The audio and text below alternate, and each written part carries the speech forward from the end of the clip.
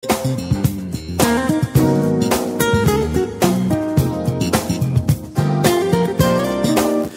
Wonosobo Asri Forever. Assalamualaikum Sobat Citra di Wonosobo yang dimana-mana. Selamat pagi menjelang siang, jumpa kembali bersama Ricky Wibisana. Dan tentunya kita masih di TTS ya, Tanya Tenaga Kesehatan. Citra FM bekerja sama dengan Puskesmas 1 Wonosobo, Sobat Citra. Dan setiap hari Kamis jam 10 sampai jam 11 kita ada talkshow spesial bersama narasumber-narasumber yang tentunya berkompeten di bidangnya bersama Puskesmas 1 Wonosobo. Dan Ricky juga menyapa untuk Anda Sobat Citra dimanapun Anda berada, selamat pagi dan selamat berjumpa kembali bersama Ricky Wibisana, tanpa terkecuali yang sedang mendengarkan juga via streaming di jogjastreamers.com ya. Jadi Citra FM bisa didengerin dimanapun Anda berada. Oke, dan Ricky juga harus menyapa ini untuk narasumber kita hari ini Sobat Citra, spesial sekali gitu ya. Di hari ini Kamis 19 Januari 2023. Ricky sapa dulu, ada Dr. Azizah Nur Berlian Cakradijaya. Selamat pagi Dr. Azizah. Panggilnya Azizah ya? Iya, Azizah. Azizah ya. Oke. Apa kabar Dr. Azizah hari ini? Baik-baik Mas. Selalu baik-baik ya? Iya, selalu baik-baik. Ini by the way ya, di Wonosobo baru 2 bulan. Iya, 2 betul, bulan kurang Mas. lebih? 2 bulan kurang. Kurang ya, gimana rasanya Dok di Wonosobo dengan udara yang cukup dingin juga ya? Iya, dingin ya Mas Dingin pokoknya. ya. Jadi kerasa banget ya. Kerasa banget. Iya, kalau sebelumnya Dr. Azizah ditugaskan di mana? Apa ini langsung ke Wonosobo atau kemana dulu? Jadi saya langsung ke Wonosobo sih Mas, baru selesai lulus langsung ke Wonosobo gitu. Luar biasa banget ya. Dan ini Dr. Azizah langsung ke Puskesmas gitu? Iya, langsung ke Puskesmas. Di bagian apa Dok? Di Saya jaga di poli kadang, terus juga bantu-bantu penyuluhan juga kalau keluar gitu palingnya Mas ya. Iya, sekarang Puskesmas komplit banget ya. Dok, ya. Ada semuanya di Puskesmas ya gitu Mas. ya. Jadi memang sekarang kalau misalnya untuk pertolongan pertama gitu sebelum ke rumah sakit ke Puskesmas dulu udah komplit ya gitu Iya, ya. betul Nanti Mas, bisa betul. dirujuk gitu kan Iya, Dok ya. betul sekali. Dokter, hari ini kita akan bahas topik yang ini mungkin umum banget dan semua orang tahu ya Dok ya. Iya. Tentang TBC ya Dok ya. Iya, mungkin bisa dijelaskan untuk tema kita hari ini Dokter tentang TOS TB ya? Iya, TOS TB. Temukan TBC, obati sampai sembuh. Iya, betul. Jadi kalau misalnya TB itu singkatnya itu ini ya Mas ya, infeksi yang terjadi karena adanya kuman dari kuman TB-nya itu si Mycobacterium tuberculosis. Gitu ya. Nah, si TB ini itu dia bisa menyerang paru, bisa juga menyerang selain paru. Jadi, gitu ya? Nggak cuman parunya aja yang bisa diserang, tapi emang umumnya itu dia lebih menyerang ke paru. Nah, kalau masyarakat awam itu bisa juga kadang nyebutnya itu flek paru ya Mas ya. Oh, itu bisa disebut TB juga kalau flek? Iya, jadi flek paru itu sebenarnya TB juga. Kenapa dibilang flek? Soalnya kalau misalnya kita lihat dari ronsen dadanya, itu nanti di lapang parunya itu ada gambaran bercak-bercak, jadi kayak flek gitu. Makanya sering disebut flek paru gitu. Ini disebabkan oleh? Si kuman TB-nya itu, jadi kuman suatu bakteri tahan asam yang disebut Mycobacterium tuberculosis gitu. Jadi ini menyerang yang terutama itu menyerang paru-paru, tapi juga bisa menyerang bagian yang lain. Nah, bagian yang lain itu apa itu Dok? Bagian lainnya itu banyak. Pertama bisa ke kelenjar. Jadi kan di tubuh kita ada kelenjar getah bening ya. Kalau kelenjar getah bening itu biasanya dia menyerang yang di daerah leher gitu. Terus bisa juga di tulang, bisa juga di persendian, bisa juga di usus, di mendingan selaput pembungkus otak itu juga bisa. Jadi dia bisa menyebar lewat aliran darah, lewat aliran limfa gitu. Jadi bisa kemana-mana gitu. Ini ngeri juga ya Dok, iya, ya. betul Jadi, Mas. Biasanya kan kalau misalnya diserang cuma satu itu ya udah tidak ke lain. Ini malah ke yang lainnya gitu. Iya, bahkan betul. bagian organ-organ yang vital juga ya Dok Iya. ya. Nah Dok, ini untuk di Indonesia sendiri gitu ya, tuberkulosis tuh seperti apa sih gitu? Maksudnya udah sampai ke level yang bagaimana gitu loh. Iya. Jadi tuberkulosis ini dia juga semakin meningkat ya Mas ya. Dia itu kalau menurut report yang dari WHO itu sekarang kita dari yang di tahun 2022 itu kita masuk peringkat kedua. Peringkat kedua untuk Indonesia? Iya, Why? peringkat kedua gitu. Jadi karena kasusnya itu semakin lama semakin meningkat. Jadi kalau dari 100.000 orang, 100.000 penduduk itu 345 diantaranya itu kemungkinan TB. TB ya. Wah. Dan angka kematiannya itu juga semakin lama semakin tinggi, dari 90 ribuan bisa sekarang jadi 150 ribu. Oh, iya. Jadi setiap 4 menit kira-kira ada 1 orang yang meninggal karena TB. Setiap 4 menit ada 1 orang yang meninggal karena tuberkulosis ini ya. Iya, betul. Jadi soalnya penyakit ini disebut mengerikan karena penyakit itu menular ya, Dok. Iya, ya? betul. Ini penularannya bagaimana, Dok? Maksudnya penularannya itu cepat atau bagaimana?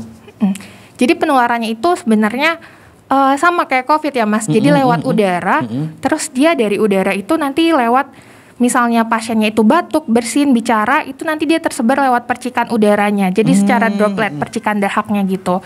Nah nanti itu kita bisa lihat lagi dari mungkin lama kontaknya, terus ketika kontak itu jenis kontaknya itu seperti apa, apakah cukup erat atau enggak. Terus penderitanya saat kontak itu pakai masker enggak sih? Dan si orang yang bertemu dengan penderitanya ini kira-kira waktu itu daya tahan tubuhnya lagi bagus apa enggak gitu.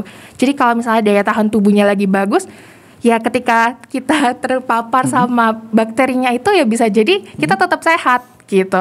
Tapi kalau misalnya daya tahan tubuh kita lagi turun atau memang kita dari awal punya daya tahan tubuh yang lemah, itu bisa berisiko banget untuk terkena si tuberkulosis ini, Mas. Wah, ini apalagi penularan itu sepertinya mudah banget ya, Dok Iya, ya. Cuma lewat udara ya, iya, bersin cuma terus lewat langsung udara, bisa gitu betul. ya. Wah, ini cukup mengerikan sekali ya Sobat Citra. Jadi sekali lagi kita tekankan tuberkulosis ini adalah penyakit menular langsung yang disebabkan oleh kuman TB ya, Dok ya. Ini betul. Cara penularannya bisa lewat udara ya. Wah, oke Dok, ini supaya kita tuh bisa mungkin ya berhati-hati gitulah ya. Nah ini selain cara penularannya itu lewat udara, apakah ada cara yang lain lagi? Dan kemudian gejala dari seseorang yang kena TB itu bagaimana sih, Dok? Seperti itu. Iya.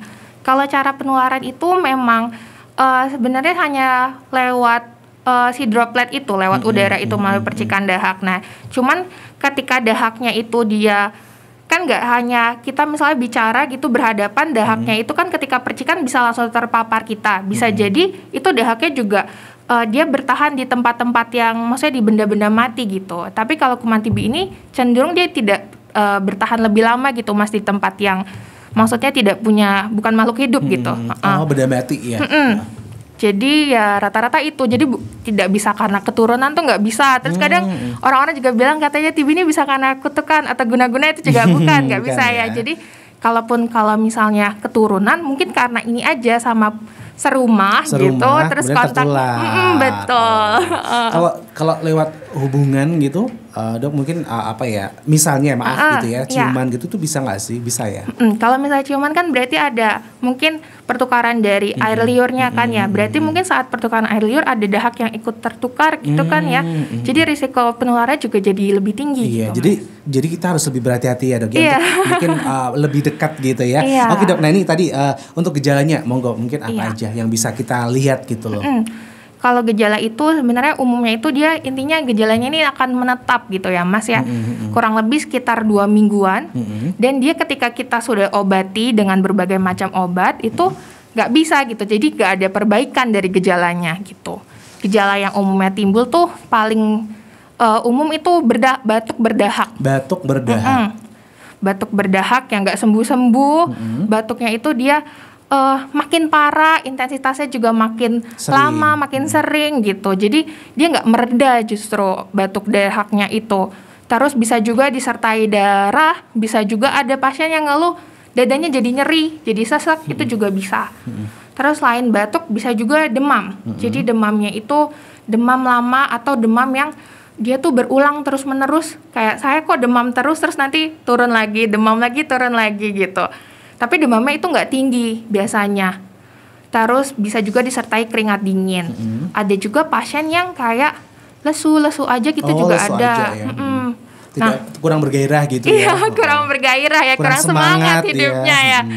Nah, jadi mungkin kalau yang malas gerak itu juga perlu ini ya Mas ya. Tapi mungkin beda sama yang rebahan, suka rebahan. Oke, jadi ini intinya batuk tapi itu jangka panjang ya, Dok ya. Maksudnya itu enggak kayak batuknya tuh apa ya, nggak normal gitu. Kalau orang normal batuk biasa itu kan paling ya apa ya dikasih obat mungkin reda, ini nggak reda gitu ya, Dok. Jadi misalnya batuknya udah lama, terus mungkin kita sebelumnya sudah kasih antibiotik. Kalau kita curiga itu mungkin ke arah infeksi bakteri yang lain, atau kita kasih obat-obatan penurun panas gitu kan, karena kita curiga dia demam terus, tapi dia nggak membaik keluhannya gitu. Kalau misalnya buat pasien anak itu ada keluhan tambahan Mas, jadi keluhan yang lainnya itu kebanyakan mirip sama pasien dewasa, tapi yang paling sering itu ada masalah di berat badannya. Oh, di berat badannya untuk anak ya? Jadi pasiennya itu anaknya itu ada risiko gagal tumbuh. Jadi antara berat badannya itu dia nggak naik-naik terus selama 1-2 bulan, atau dia berat badannya turun terus selama 2 bulan terakhir gitu. Iya, ada stunting ya. Jadi pas kita lihat kurva pertumbuhannya itu lama-lama makin jelek gitu. Oke Dok, ini jadi TB itu tidak hanya menyerang orang dewasa, tapi juga bisa menyerang anak-anak bahkan bayi ya. Betul ini sekali. Bayi bahkan bisa tertular ya ketika ada orang sembarangan mencium dan lain sebagainya ya Dok ya. Iya, mungkin betul, bisa Mas. disampaikan untuk masyarakat Wonosobo bagaimana untuk hal seperti itu.